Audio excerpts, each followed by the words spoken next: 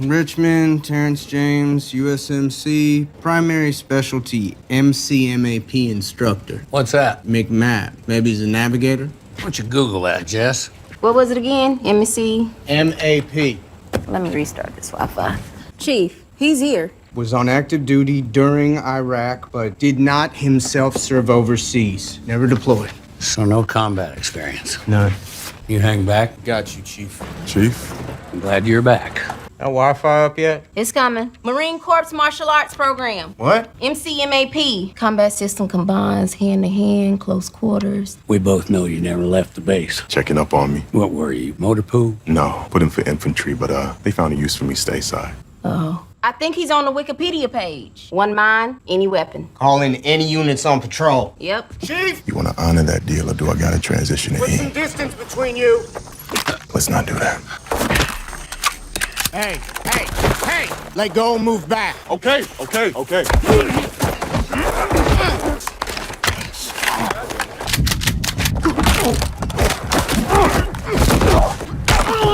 The movie opens with Terry Richmond, a former U.S. Marine trainer, riding his bike while listening to music. Suddenly, a police cruiser pulls up behind him and deliberately knocks him off the road, sending him crashing to the ground. The officer, Evan Marston, steps out with his gun drawn. Moments later, another officer, Steve Lann, arrives. Marston lies that he had been trailing Terry for over 2 miles, trying to pull him over, and accuses him of fleeing. If you're saying I fled, that's bullshit. I couldn't hear. Still dazed, Terry insists he never heard any sirens. The officers search his bag and discover a package. Terry refuses to let them open it. It's not Chinese food. I didn't say it was. May I look inside? No, you may not. And requests a canine unit. But when they say it will take hours, he reluctantly agrees to let them look inside. They find $36,000 in cash. It's a lot of cash you got on. It's not illegal. Terry explains that the money is legitimate. Most of it comes from cashing out his share in a Chinese restaurant, and the rest is from selling his car. He says $10,000 is meant to bail out his cousin, who's in jail on a weed possession charge, and the rest is to buy a truck and start a small business. Ignoring his explanation, the officers seize the money, calling it suspicious and likely tied to drugs. They tell him he can fight for it in court, but that could take years. Or he could face charges for money laundering conspiracy. Not wanting to escalate things, Terry lets them take the cash and walks away frustrated but free.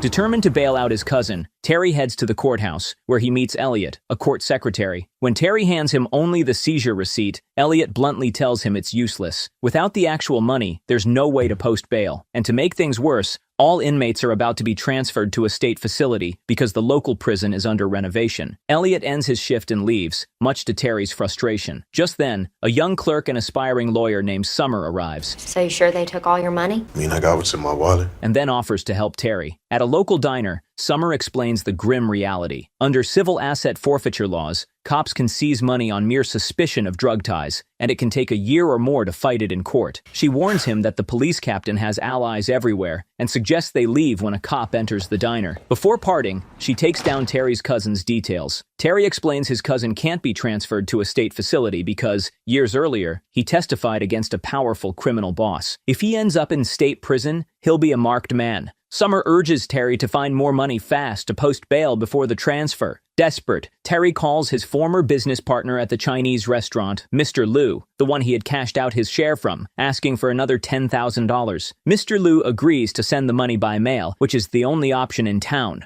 With nowhere else to go, Terry spends the night in the woods, staring at the police department's location on his phone, determined to protect his cousin. The next morning, Terry shows up at the police station before the officers arrive. He files a report with Officer Jess, claiming he was robbed by 2 cops, describing them exactly as Evan Marston and Steve Lann. Just then, Steve walks in. When Jess mentions Terry's complaint, Steve quickly takes over, warning Terry to drop it or face a felony charge for filing a false report. Before things spiral, Police Chief Sandy Burnne steps in. He calmly insists that Terry's detention was lawful. You've been treated with more than due respect. Then he delivers a thinly veiled threat. If Terry keeps pushing, he'll be prosecuted for interfering with police duties. He also orders Terry to stop recording their conversation immediately. You are in a secure area, so I'm going to ask you if you'd be so kind as to cut off your recording device and exit my station. Terry produces documents proving the money came from his restaurant investment, hoping to clear his name. Realizing he's at a dead end, he makes a desperate offer. What if I didn't fight it? What if all I wanted was the 10 for bail, you keep $26K and I disappear? I just need him out. We don't have one here, but there's a form you can sign to disclaim that currency. At bus corrections, or are we chartering? Charting it from correction. Comes when? Thursday, we break ground Friday. All right. Yeah, we'll follow up on this. Don't exactly have visiting hours around here, but if you come back here at 9 a.m. on Monday morning, you can see your cousin, and we'll put this to bed. Thank you. Now, off. That night, Terry sleeps outside again, this time in the pouring rain. When Monday comes, he rides back to the station, only to find out he's been played. The bus carrying the inmates has already left. You said I could see him. At 9 a.m. You're 3 minutes late. Furious but determined, Terry cuts through the forest to intercept it. He manages to catch up and shouts to his cousin Mike, promising to post bail soon. Tell me I'll be in and out. I'm serious. I know who you are. I bet I up. Just stay low. All right? And urging him to demand protective custody once he reaches the facility. Mike nods, and the other inmates cheer Terry on as the bus drives away. Yeah! Terry then calls Mr. Liu to ask about the promised $10,000, but Mr. Liu delivers crushing news. The police raided the restaurant, seizing his safe under the pretext of a drug investigation, a raid triggered by Terry's earlier statement at the station. Apologizing, Mr. Liu says he can't help. No, I didn't implicate you, sir. I was accounting for the money that was in my possession. I couldn't have been more clear. I don't doubt that, but you didn't draft the warrant, and I'm gonna miss payroll. I'll make this right, sir. Okay, sure. Running out of options, Terry returns to the courthouse and pleads with Summer for help. At first, she refuses, worried that helping him further could cost her job. Look, I need this job, Terry. You gotta go. I'd use the back door. Frustrated, Terry carefully leaves the building.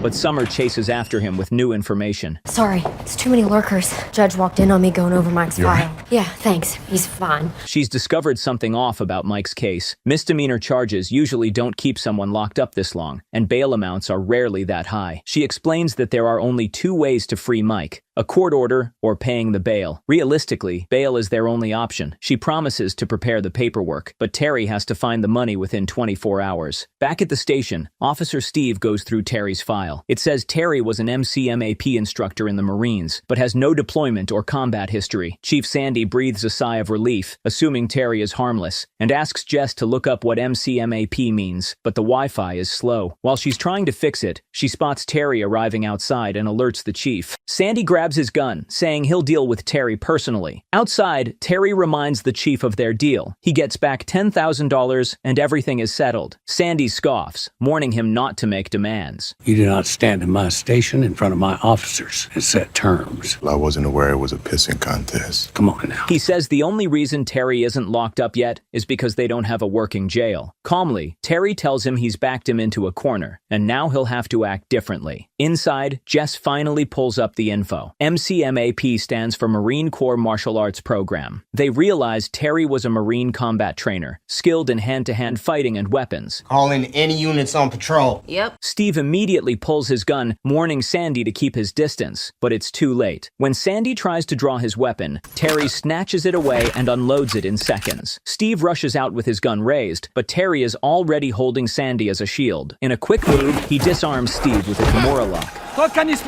Just like Habib said. Then drags the chief back into cover. Construction workers nearby try to intervene. One even pulls a gun, but Terry forces Sandy to order them to stand down. With Sandy as leverage, Terry forces his way into the station and locks the doors. He makes Sandy admit Jess is hiding inside. We're the only ones here. Skeleton shift. Bullshit. Sims is here. You got 2 on patrol. If this goes fast, it'll go as well as it can. But if you slow me down, it's gonna suck for everybody. Jess, come on out. Come on out, Jess. When she comes out, he orders her to disarm, cuff the other men, and take him to the evidence room. Inside, Terry finds stacks of cash and weapons far beyond what a small-town department should have. Clearly, something shady is going on. He tells Jess to count out $10,000 and leave the rest. Count out 10K. Deal's a deal. Feel free to round up, though. Reminding them that's all they agreed on. After pocketing the money, he warns her not to play hero and to help him get out without bloodshed. She plays along, pretending to have him cuffed, and reassures the workers outside that everything is under control. Don't get ignorant. This man is a veteran, going through something difficult. We had a misunderstanding, but it's over. They get into a police cruiser and drive away. On the road, they pass Officer Marston. Jess signals that everything is fine, and he doesn't interfere. What's that mean? Code for I'm okay, you're okay. Once they reach a safe spot, Terry tells Jess to report that he escaped. He hands back her gun after unloading it, retrieves his bike from the cruiser's trunk, and heads straight to the courthouse. By now, the city is crawling with cops searching for Terry. With Summer's help, he posts bail for Mike. Elliot begins counting the cash while Summer rushes the release papers to the judge. Terry waits, eyes fixed on the door, knowing officers could show up any minute. He quietly asks Summer if he'll be sent to the same prison as Mike, hinting at a larger plan. But before she can answer, the police burst in. They order him to the ground. Steve fires a taser, but Terry fights through the shock, rips the taser away, and struggles before being tackled and cuffed. Panicking, Summer records everything on her phone, shouting at them not to hurt him. Later, a paramedic checks Terry and tells Officer Marston he's fine, but instead of taking him to jail, they drive him to meet someone. Chief Sandy joins them in the car. He admits that if he'd known who Terry really was, he might have handled things differently. When you came in today and gave yourself the tour, what'd you see?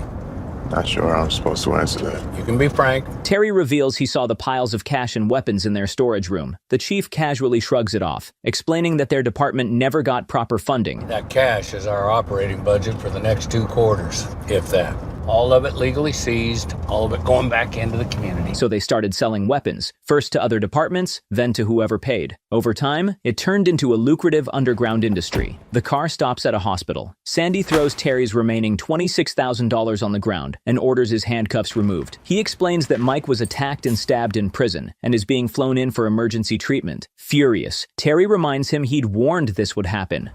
I told you! Sandy coldly lays out the deal. Take the money, pick up the truck they've arranged for him, and leave town forever, or face 30 years in prison. And if that doesn't work, they'll simply kill him. A helicopter lands with Mike aboard. Terry rushes to see him, but it's too late. Mike dies from his injuries without ever regaining consciousness. The coroner informs Terry that Mike had listed him as next of kin, so all his belongings will be handed over. Devastated, Terry meets Summer, who offers him a ride out of town. On the way, she gives him files showing cases similar to Mike's. Petty arrests with unusually high bail, where detainees were kept in jail for 90 days straight. She suspects a bigger scheme, but Terry shuts her down. His only goal was to keep Mike alive, and he failed. He tells her he doesn't care about fixing the town anymore. He just wants to leave. He notices a police car following them and gets nervous, but Summer tells him it's her friend, just covering for her. Once they cross the town limits, the officer tailing them turns back. Summer drops Terry off at a roadside spot. He thanks her and gives her his number, just in case. From there, he goes to finalize the purchase of the truck the police had arranged for him. That night, trouble finds Summer. Someone breaks into her house while she's asleep, injects her with drugs, and leaves the syringe in the sink. Dazed and terrified, she almost calls the police, but then thinks better of it and reaches out to Terry. Terry, I'm in trouble. He rushes over in his new truck and finds her collapsed in the bathtub. Summer confesses she can't risk going to the hospital. A drug test would expose her, ruin her legal career, and cost her custody of her daughter. She admits she has a past. She used to be an addict and was once arrested for stealing her father-in-law's lawnmower to buy drugs. That mistake led to her divorce and losing custody of her child. Holding back tears, she insists she'll be fine and will just go to work and act normal. This morning, Summer is summoned to the judge's office. Someone has already tipped them off about her supposed relapse. She's forced to take a drug test, knowing it will come back positive. Alone in the restroom afterward, she breaks down, realizing she's about to lose both her job and her daughter. Meanwhile, Terry is driving through town when a police cruiser suddenly pulls him over. Officer Steve steps out. Almost instantly, 2 more cruisers appear, one blocking the road ahead, another behind him. All their lights are off. Steve admits they keep them off to avoid triggering the dash cams. These new cruisers, you run the lights,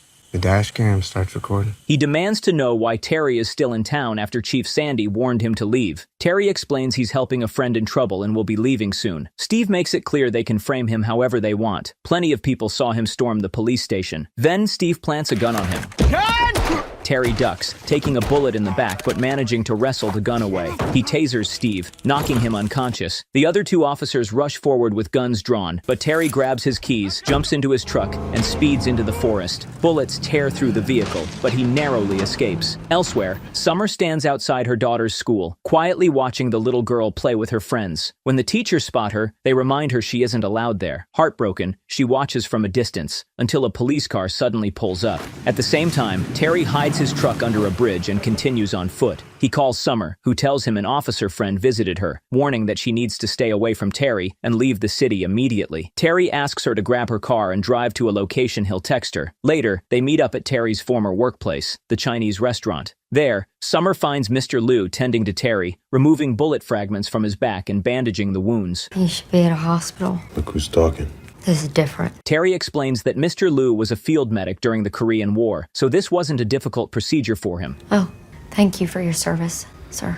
He's Chinese. Fought for the other side. Wow, it's good we can all come together. After Mr. Liu and his assistant leave, Terry asks Summer to explain what she uncovered about the cops. He suspects they're hiding something. Otherwise, they would have made a big show of hunting him down, maybe even called in federal reinforcements. Instead, they're keeping things quiet because of what Summer found. She tells him they're manipulating defendants' jail time, hiking up bail amounts, and keeping people locked up for 90 days to exploit the system. The exact motive is still unclear. Terry vows he's done running. He's going to make the police pay for what they did to Mike. Before they leave, he drops some cash for Mr. Liu. Then he and Summer head out together. On the road, Terry asks about Summer's friend in the police department, the one who escorted them out of town. He wonders if the officer could testify, but Summer corrects him. Never said it was a he. He, she, fine. Codename Serpico. Hinting that it might actually be a female officer. Summer explains that testifying isn't an option. Just warning them once already put the officer at huge risk. Later, they track down Elliot, the court secretary, at a children's game night. Meeting him outside, they press for answers. At first, Elliot refuses, afraid that helping them could get him charged with aiding and abetting. But under pressure, he finally talks. He points back 2 years, to a civil case that almost destroyed the police department. Summer connects the dots. The timeline matches the start of the suspicious arrests. Elliot hints that if they really want to understand, they'll need to confront the judge. That same night, they sneak into the judge's home. Terry, wearing a mask, approaches the judge, but the man immediately recognizes him and calls for Summer to step out. Where's Summer?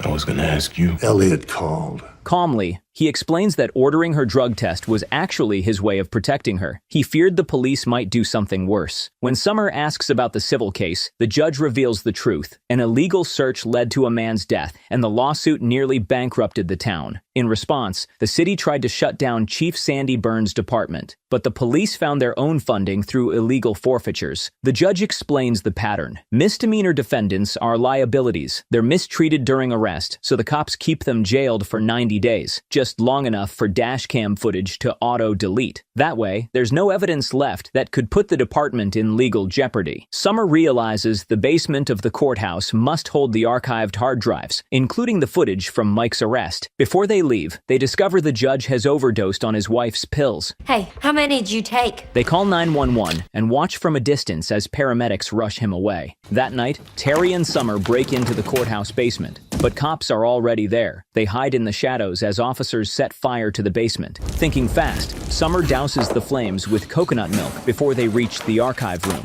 Inside, they find dozens of hard drives. Summer remembers that more than 20 body cam SD cards were collected over the last 2 weeks. One of them must hold footage of Mike's arrest. On their way out, Terry restarts the fire to cover their tracks. But Summer insists on retrieving something else, her urine sample. She sends Terry to wait in the alley. Alone, she sneaks off, only to be caught red-handed by the cops. Terry, waiting in the car, watches helplessly as they drag her away. He tails their convoy until it splits. One cruiser is left behind, while the others drive off with Summer. Terry slams his truck into the lone cruiser, drags the officer out, and handcuffs him. Under interrogation, the officer admits he doesn't know where Summer's being held. Terry then forces him to call his superiors. Grabbing the phone, Terry delivers a clear message. He has the evidence, and if anything happens to Summer, he'll release it all. On the other end of the line, the man agrees to a trade. At dawn, at a place called Rebel Ridge. The next morning, Officer Steve and his men wait at Rebel Ridge with Summer locked inside a car. Hidden snipers and officers set up an ambush, but Terry never shows. Instead, he calls Chief Sandy, accusing him of breaking their deal and causing this mess. Nearby, Officer Marston spots Terry's truck and quietly approaches, but when he breaks the window, he's stunned. The officer from last night is gagged and tied to the driver's seat. Meanwhile, back at the station, Terry is already in action. He's chained his truck to the storage room pipes. He rips the wall open, breaching the evidence room. Officer Jess radios Steve and the others, panicked, telling them to abandon Rebel Ridge and return to the station station immediately. At the station, Chief Sandy searches the storage room with his gun drawn, unaware that Terry is behind him. Terry fires a non-lethal shotgun loaded with beanbag rounds, dropping the chief to the floor. Jess storms in with her weapon raised, but Terry quickly disarms her. He tells her he knows she's been secretly helping Summer. Listen, I know who you are. That she's Serpico, and that she clearly doesn't support what the department is doing. Because Summer told him, Never said it was a he. She, fine. And Jess is the only woman in the department. Handing her the SD cards, Terry warns her that the chief is willing to kill for them. Terry straps on a bulletproof vest, grabs weapons, and leaves a gasoline can behind as leverage. He warns the chief that unless he knows Summer is safe, he'll burn the entire building. Cash, weapons, evidence, everything. Soon, the rest of the police force surrounds the station. Jess alerts Terry. To prove he trusts her, he gives her back her loaded gun. But as he prepares to face the officers, Jess suddenly turns her weapon on him. She radios outside, claiming she has Terry in custody. 10-4, hold fire. Nobody dies today. We'll sort this out somewhere safe. And orders him out at gunpoint. Outside, Jess directs the officers to rescue the chief, still tied up in the storage room. Terry drops his weapons bag, and Jess hands the SD cards to Steve. Without hesitation, Steve smashes them under his boot. Then he cruelly reveals Summer in his cruiser, unconscious from an overdose. He lies that she took the drugs on her own and pushes for Terry's execution on the spot. But Officer Marston interrupts, demanding they detain Terry and rush Summer to the hospital. The disagreement escalates. He's in custody and she's on her way to the ER. We wrap this up here now. Let it play We're out. sworn officers! It's a gift. We got her on a legit B&E, ties her directly to the fire. Drives are gone, she goes away, this all goes away. Guns raised between officers. Before anyone fires, Chief Sandy steps outside and shoots Marston in the legs. As Marston collapses, Terry realizes the truth. Marston, not Jess, was Serpico all along. Bravo, Summer. If you'd just told the truth about your friend in the police department instead of that BS Never said it was a he. line, none of this would have happened. Sir, he's bleeding bad. Call medical. Now, hold on. While the cops argue about calling an ambulance, Terry seizes the moment. He grabs Marston and the weapons bag, dragging him behind a cruiser as bullets fly. He throws flashbangs to disorient the officers, then takes them down one by one using martial arts instead of firearms. Finally, he corners Steve, beating him to the ground with brutal punches. Marston tells Terry their only chance: reach a cruiser and activate its dash cam. Listen, you hit those disco lights. When you do, it's gonna activate. Dash cam. Why? So I can record my own death? No. Mine. They got pre-event recording. You hit the lights, camera goes live. It records 3 minutes before you hit the switch. Figure you got about 2 minutes left. Shit, maybe you too. She put a finger right up in it.